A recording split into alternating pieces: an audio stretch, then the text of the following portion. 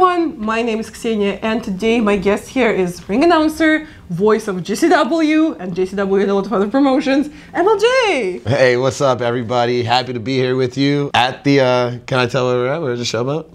Yeah, we're at the Showboat. Yeah, we're at the Showboat. It's not a secret. Look at this set, it's beautiful. It's wonderful. They really, right? they really set you up for success here.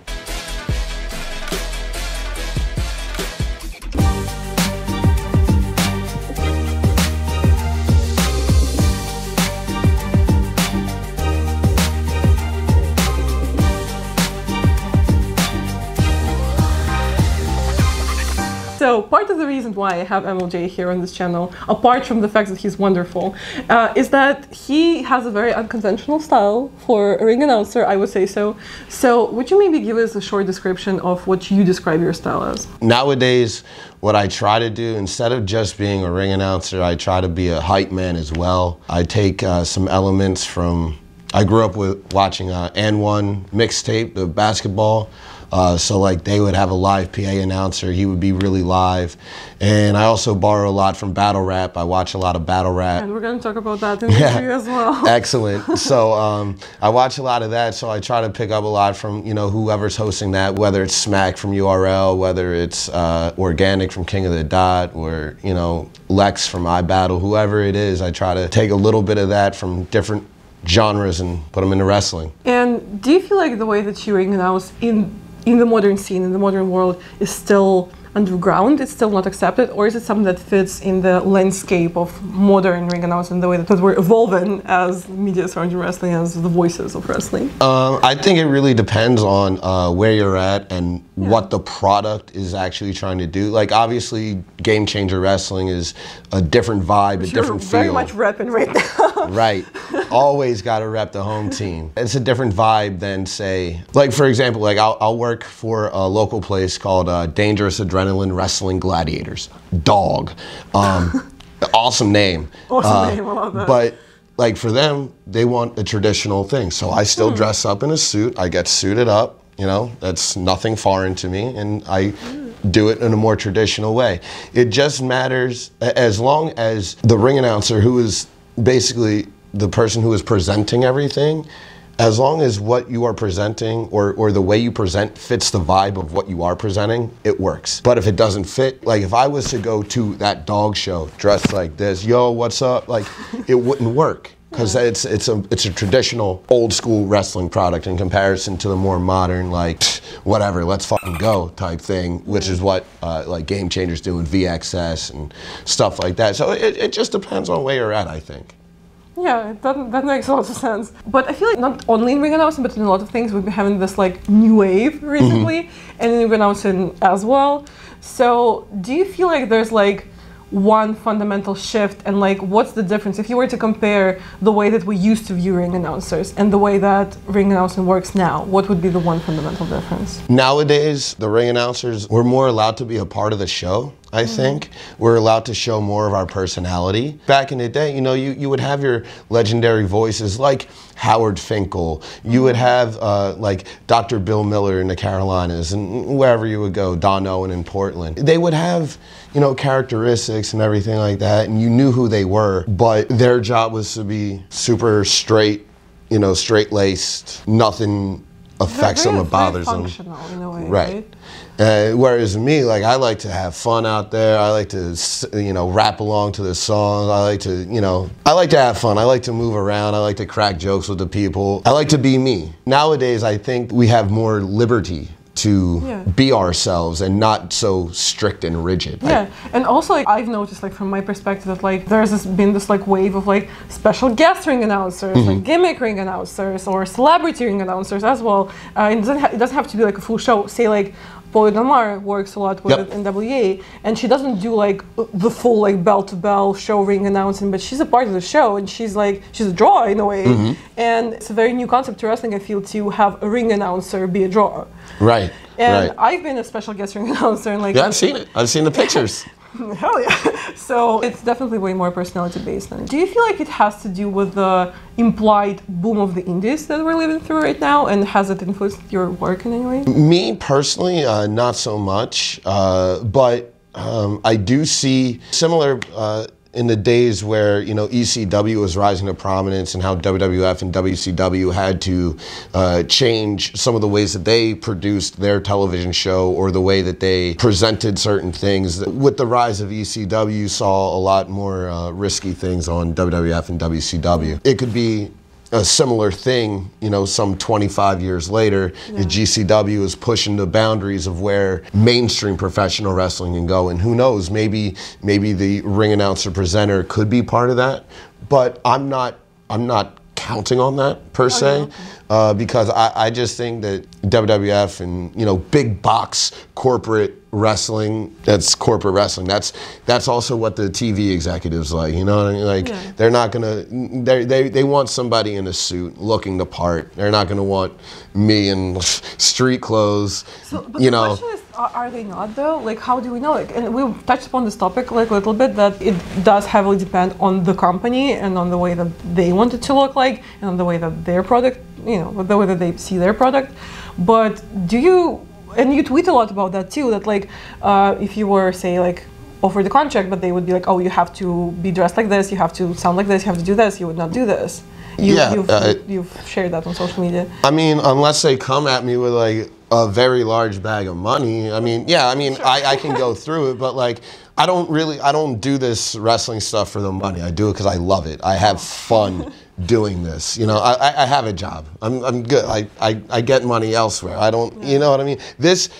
Wrestling for me is fun, first and foremost. And if I'm not having fun, then what am I doing it for? What am I traveling around to do all this? To be miserable and have somebody yell into my ear and make sure you say this and you have to dress this way. You can't be as comfortable as you want to be. Yeah.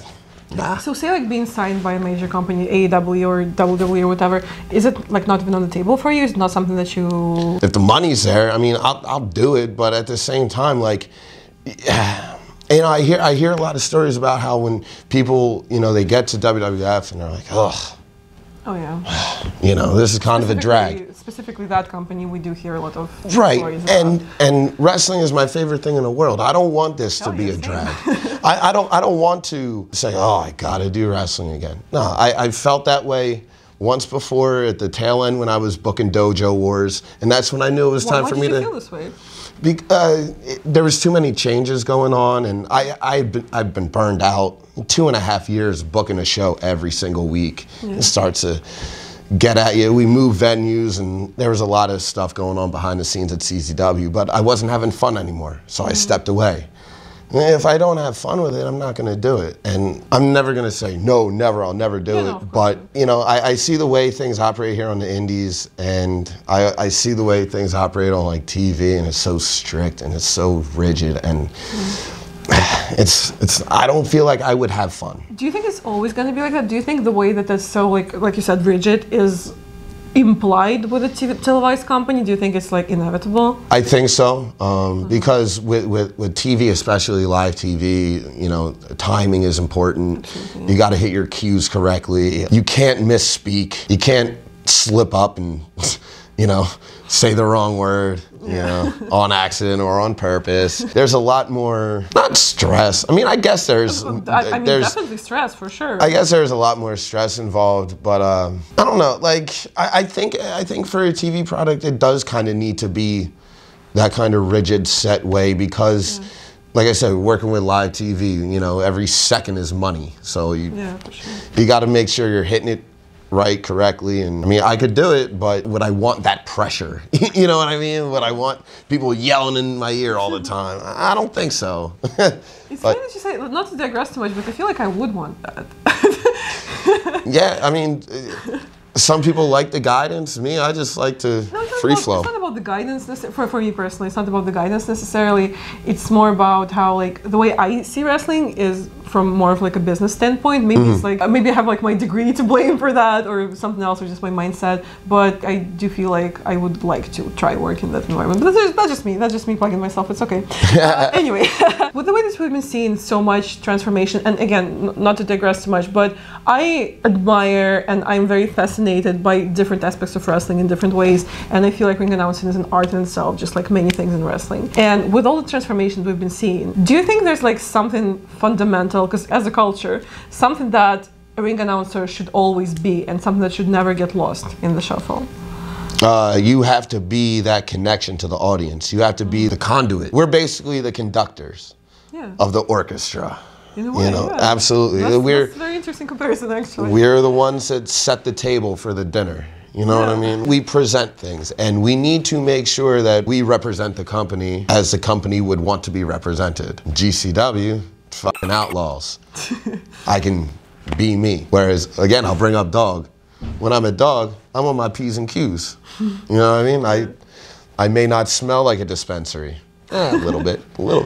But as long as you keep that connection to the crowd, that's of paramount importance. Because, like, okay, how about this? You go to a show and first couple matches are killer, right? Third match kind of sucks a little bit. brings the crowd out of it. When you come back in the ring, you got to bring people back up. And it's your job to adjust that energy in the room. Exactly. So if you're able to get back in the ring and make them kind of like forget like that, that last match wasn't so bad. Or like, it wasn't the best, but ooh, what do we got next? You know, let's on to the next thing. And if you have a connection like that to the crowd, I think that's the most important thing. Yeah, that makes a lot of sense. Now we're going to talk about the thing that's actually like a little, that's not something that I would talk about to any other ring announcer, but to you I will. Yes. Rap battles. Yes. And we saw you do your first live streamed rap battle during the New Year's Eve weekend here at Showboat, GCW. Do you feel like it's something that you're interested in because it's in a way similar to ring announcing? And how does that work in your field, in your worldview? Like, how do you connect the two? Or do you even? Not necessarily just ring announcing, but I think battle rap and wrestling are pretty much the same thing. It's just instead of doing moves, the battlers are rapping at each other. They're using their words instead of using their physicality. Which spoken word is a big part of wrestling anyways. Right. I started watching wrestling when I was 8.5 years old. I got into hip hop that same year. I started watching battle rap in like 2004-ish, something like that. I remember being on message boards, writing out raps in battles against people, random people. I have no idea who they are. And then, you know, videos and stuff. And it was something I was always interested in because it took this thing I love, hip hop, but it kind of made it more like the other thing I love, wrestling. You know, so it's like, oh wow, these rappers, they'll have their catchphrases, which are like their signature moves. Like they'll have their slogan. Has catchphrases as well. Right, yeah. They'll have their slogan, their finisher line, which is like their finishing move, you know? So I was looking at all this stuff, I was like, wow, this is basically the same thing. And it was always something I enjoyed. And getting to do the two things together, like battle rap on a wrestling show, that was always something I wanted to see happen. Let's see battle rap and wrestling get together because the crossover is always there. Anytime in a battle they drop a wrestling reference, people go crazy. People understand that, and that's why in my verse it was all wrestling stuff, all wrestling bars. That's all I do, wrestling bars. And that spoke to people, and that worked. Yep, and I think the people liked it. I know the people that I battle enjoyed it. They want me to do more. It's just a matter of fitting it into the schedule. I would like to do more. That's what I was about to ask you. Like, do you have any more plans of incorporating rap battle culture into your wrestling stuff? Throughout, you know, the past few months, I've been able to link up with a few battlers that I looked up to since I was, you know, a teenager. You know, guys like Marv One, Quest McCody, met Johnny Storm out in California. Just, you know, guys that, you know, really helped make the battle rap scene what it was. I mean, Johnny Storm with Grind Time, and the same thing with Marvin Quest with Jump Off TV. Like, you know, these guys helped really make the scene what it is today. And just, you know, I had Marvin Quest come through to a show at Detroit. They were my guests, and they came through and they enjoyed it. And I believe Marv is going to be in Atlanta, so I hope to see him there. But anyway, as time goes on and we make more relationships, you know, because the people that I battle are great. And as those relationships grow and build, I think there will be more of that culture to seep into this culture. And if I'm the guy that does it, that's okay with me. Okay, the pioneer here on the channel right now. Let's go. So for me, like on my channel, the only two people I've ever called the best ring announcers in America were you and Jay Rose. Thank you. But that's my personal opinion. for you, in your personal opinion, what makes someone the best in this? Because there's, of course, still like arguments about what makes a wrestler the best, because it's still an art form and still not something that you can like rate specifically with 5 stars, I don't think. But with what you do, what makes someone the best? What makes someone better than others? The ability to make people feel something. I feel like that applies to wrestling on the whole, honestly. Yeah. The ring announcer, you're that conduit to the crowd, keeping up that connection. You need to make those people feel what it is that you're presenting. Yeah. You know, like there's a reason why new people are so into the Nick Gage thing. Yeah. You know, the Nick Gage intro, because like it's visceral. His character, it's like it's special. I feed off of him and I feed off the crowd, but at the same time, Nick is feeding off of me, and the crowd is feeding off of me. Nick is feeding off the crowd's feeding off of Nick. We're all, it's a system, and symbiosis in a way. Absolutely, and you have to be able to just kind of keep up with that sort of energy. You could be the most well-spoken with the most perfect voice possible, but if it's crickets when you're talking, then what's the point? Yeah. You know, meanwhile, because you're supposed to, this is wrestling, this is a live show, you're supposed to have these people up and excited and screaming. I do that. Larry does that. J. Rose does that. Rich Palladino does that. Josh Shibata, right? Out of California? Yeah, I think Yep. so, yeah. He does great. Denise, when she helps me out at Game Changer in LA, she brings that energy. She brings that fire. Yeah. We love Denise on this channel. Yeah. Young boy Jordan, you know, he's starting at it. So, I mean, you gotta just make the people feel something, for the love of God. That's all I'm saying. Hell yeah. And on this beautiful note, if you have anything to plug, this is the time to do it. Social media, merch. All right. So you can check me out on Twitter, mostly at the Emil Jay, TheEmiljay. It's the same thing for Instagram. Also, I don't know when this is going out on the air, and I don't know when things are dropping. I don't know if this is still going to be available, but you can take a look at it. It's the Emil Jay. Yeah. Oh no! I got the mic. Hold that. It's the Emil Jay, all over print.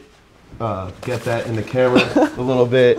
Done by my homie Poo Poo Magoo, 2800 Studios. Get it there. But yeah, that's really all I have to shill. Oh, also make sure you watch wrestling. GCW. Love it. Support it. Yes, Jersey Championship Wrestling, VXS, On Point. Dog, man, I talked about Dog more than anybody else in this thing. Game Changer Wrestling, Wrestle Rave down in Houston. But yeah, just keep watching wrestling, keep loving wrestling, and hell yeah. Yeah. All the links will be in the description down below. Check everything out. And in the meanwhile, thank you guys so much for watching. Give this video a like if you had a good time. Subscribe, tap the notification bell to never miss an upload. And until next time, goodbye.